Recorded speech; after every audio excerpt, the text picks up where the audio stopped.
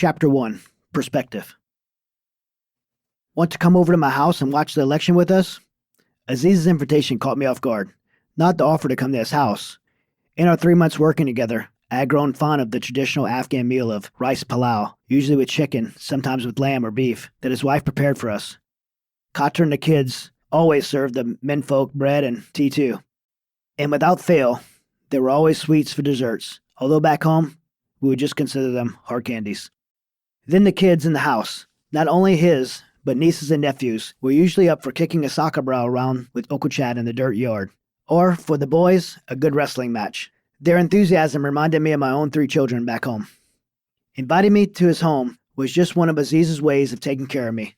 I was on my first deployment to Afghanistan as a Force Recon Marine serving on a redaction, Special Operations, redaction, Task Force in Afghanistan as part of the Special Operations Forces, SOF, community. Aziz was my interpreter, and my trust in him ran so deep that he remained my terp, as we called it, and more so, my teammate, for all 8 of my deployments through 2007. My assignments often called Aziz away from Kabul and his family to travel deep into the mountains and remote villages of Afghanistan. Redaction. We often worked as a pair. When we were able to return to Kabul for one of our few short breaks from operations, even though this was Aziz's time to reconnect with his family, and even though I lived with my teammates, Aziz showed me hospitality because he knew we were usually having to cook for ourselves. Aziz felt a responsibility for ensuring I was well taken care of. What surprised me about Aziz's invitation was the reason. His family was throwing a party to watch the results come from the 2004 U.S. presidential election.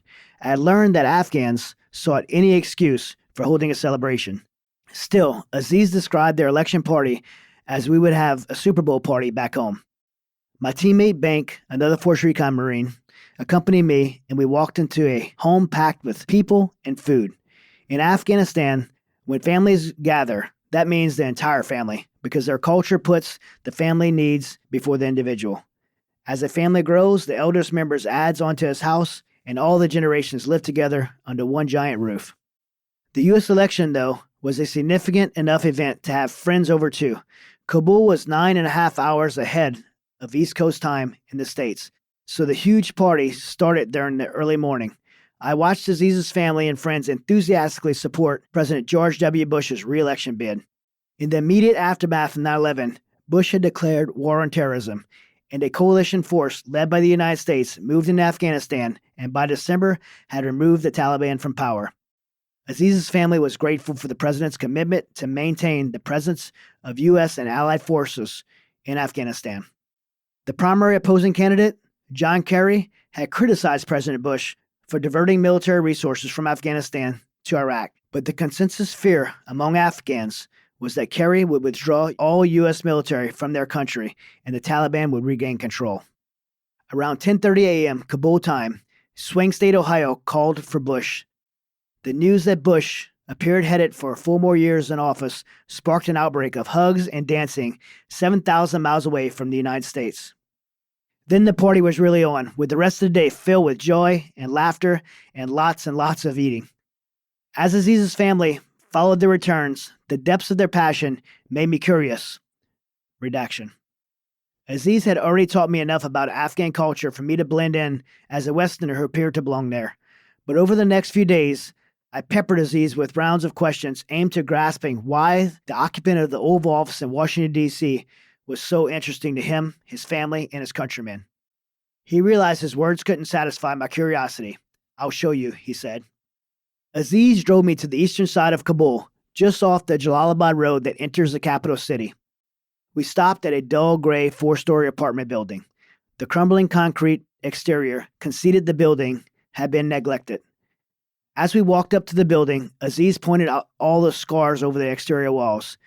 "There were bullet holes," he said, "courtesy of Taliban gunfire from 7.62 millimeter bullets.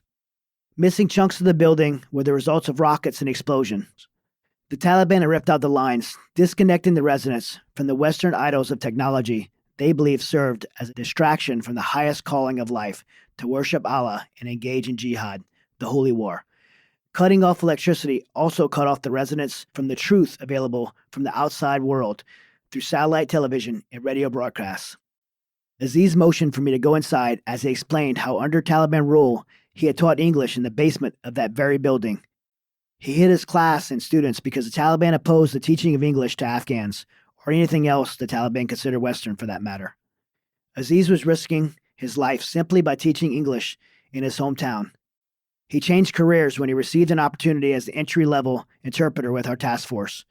Aziz had no formal military training, but he decided that if his mastery of our language could keep his country from the Taliban rule again, he was all in.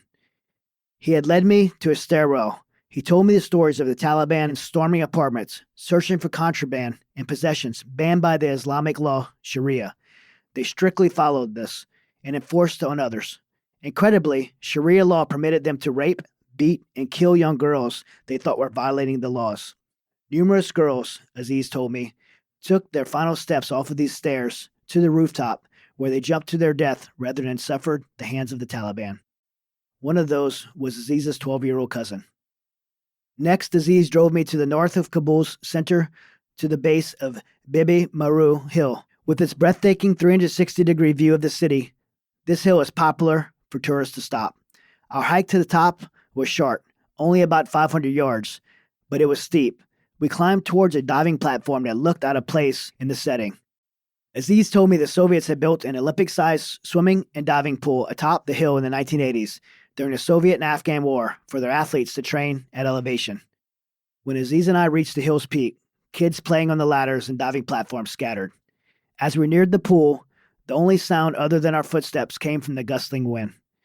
Amid the eerie quiet, I noticed a cable suspended from one of the middle diving platforms, about 7.5 meters above the pool. The cable, made of steel, barely swayed in the wind. It ended in a slipknot noose. I've witnessed many public executions here, Aziz said. Some were hanged, some were thrown off towers like garbage and died on the concrete floor, and not always immediately. After the Soviets left Afghanistan following 9 years of war, the difficulty of pumping water to the top of the hill to fill the pool wasn't worth the effort for a nation with little interest in training athletes for international competition. When the Taliban seized control of Afghanistan, they found a use for the empty pool. Aziz and I descended the ladder into the pool's deep end. The width spanned 25 meters. The wall was riddled with bullets, the size of a 7.62 millimeter bullet. They were head high of a person on their knees, and there had to be thousands of holes. I crossed to the shallow end, stepping around puddles left by the latest rain, and I observed the same pattern of bullet holes in that wall. They were the height of the head of a kneeling child. I pulled my Leatherman tool from my pants pocket.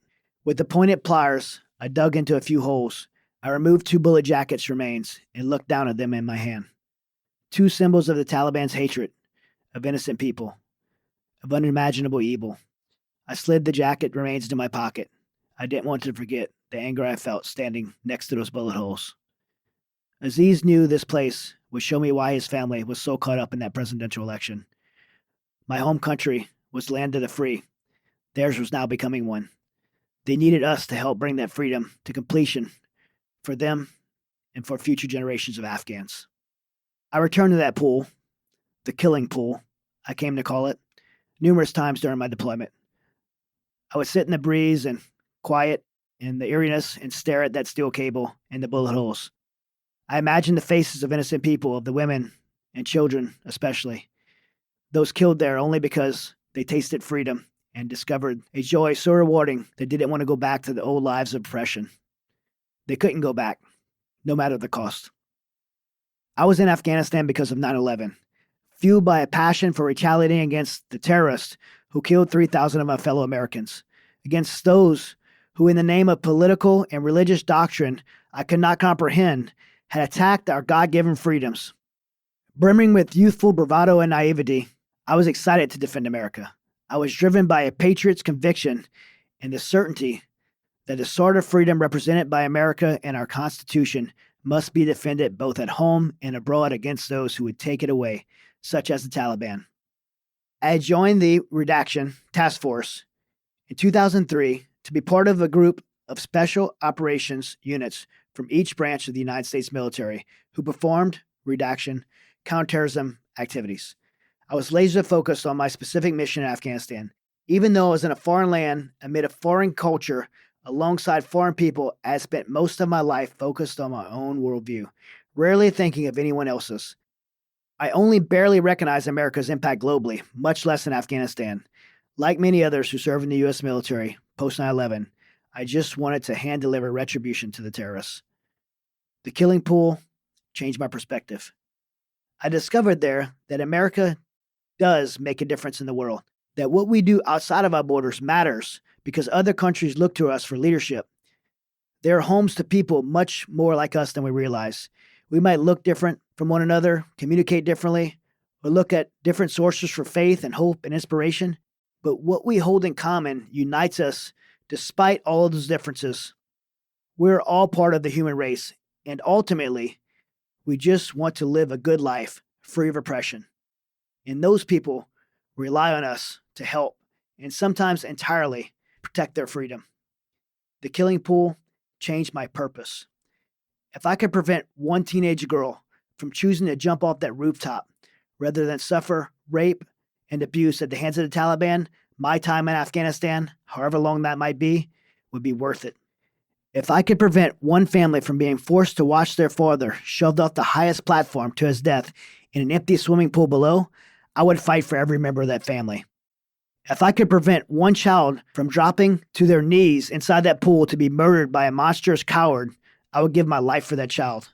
Before retaliation had consumed me, now my heart broke with compassion for the Afghan people. I had to help. I had to fight for them. The killing pool changed me.